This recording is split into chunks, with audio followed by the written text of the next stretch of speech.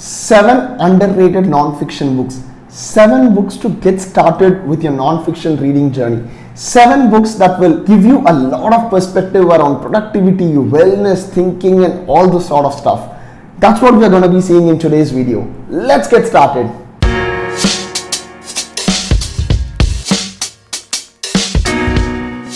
Hey folks, welcome back to my YouTube channel. I'm Praveen Ramesh, and on this channel we speak about non-fiction books. I review, summarize, and I also speak about lessons, failures, about things that I'm implementing and I'm finding it successful, useful, and things that I'm failing at. I find it immensely useful by reflecting on these things. I hope you do too. So today we are going to be speaking about 7 underrated books, or 7 underrated non-fiction books, or 7 books that at least I haven't seen discussed in a lot of social media platforms and that I have really enjoyed and has been life-changing for me personally. So let's get started quickly with the list. So here is how we are going to be going through this. I'm going to name the book and I'm going to speak about the 1 or 2 lessons that I loved from this book, and I'm going to leave it to you to pick up those books. A few of these books I have kind of summarized and reviewed on our channel. I'll add links to those on the comments below. So let's get started with the first book. The first book is called The Range by David Epstein.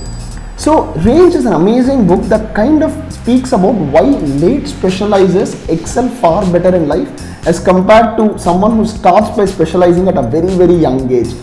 Again, if you're someone like me who's been brought up in a society, so I come from India where growing up you have only 2 professions to choose from, either being an engineer or being a doctor, right? So what happens is, from a very young age we are tuned to kind of study things that will either make us an engineer or a doctor.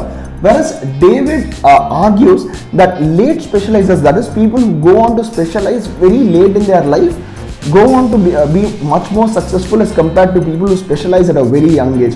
And he draws examples from the field of sports, medicine, research, and all possible fields, and explains why late specialization is the way to go. So if you're someone who's kind of confused about, hey, what should I be doing next? Am I even on the right career? Here is an assurance that you're not too late to start with anything that you need to. So that's the first book, Range. Second one, Subtract, by this author called Klotz, where again it's an antidote to productivity, where more often than not when we are projected or given an idea about productivity, we often think, hey, what are the to-do things that I need to do to get this task done, or get this project done, or get this big assignment going. Whereas Klotz goes on to explain why you need to subtract things or have a not to do things in your productivity system to ensure that you are far more productive.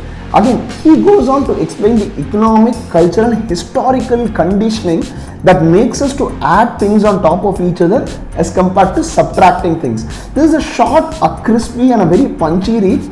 Probably I highly recommend you pick this up because I haven't seen a lot of people speak about this book on the internet. The third book, Think Again by Adam Grant. If you're someone who has watched a couple of my videos, you know that this is one of my favorite non-fiction books which speaks about the art of thinking. Adam goes on to speak about the 4 modes that we take when we start thinking.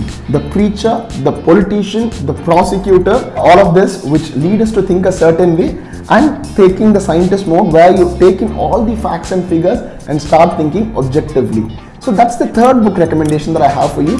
Pick it up if you're someone who's so aligned to one point of view and you struggle to relate with other point of view, be it any subject matter.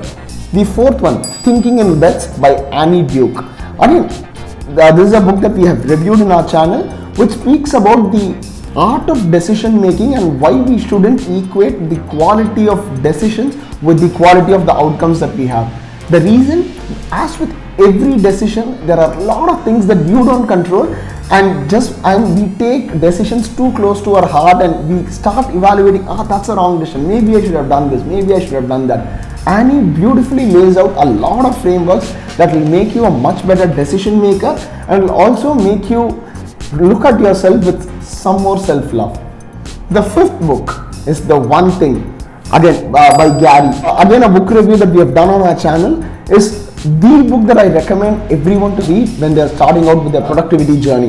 The reason I say that, because from a very young age, for a lot of us, we are conditioned to think that productivity is all about filling our day with a lot of things, and we can be successful only if we do a lot of things at once.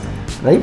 So whereas Gary challenges this notion of how you could be successful, or he goes on to say how 80% of your success just comes from 20% of the effort that you put in.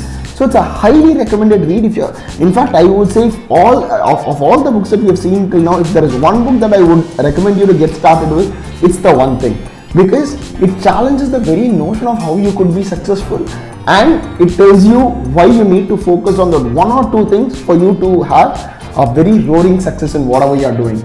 The sixth book, Digital Minimalism by Cal Newport. I see this as one of the most useful books that I've read this year, because personally I am trying to fight the digital addiction, or the digital addiction as I would like to term it, because on an average I used to spend like 4 to 4.5 hours a day on my smartphone, and another couple of hours browsing through social media from my desktop, and watching a lot of Netflix shows and things like that, or across other OTT platforms. And this book kind of gave a perspective about how I could handle that addiction, and gave me some actionable tips about overcoming them. And I'm practicing a few of them, and I'm glad to say that my digital time has come to around 2 hours now, which is a 50% reduction. Still not where I would like it to be, but I know that I'm getting there. So I'm going to be making a detailed video about how I handled the overwhelming of digital addiction that we all are a part of. The seventh and the final book, well, I wouldn't call it a fiction or a non-fiction. It's more of a memoir by Laurie, who is a therapist herself.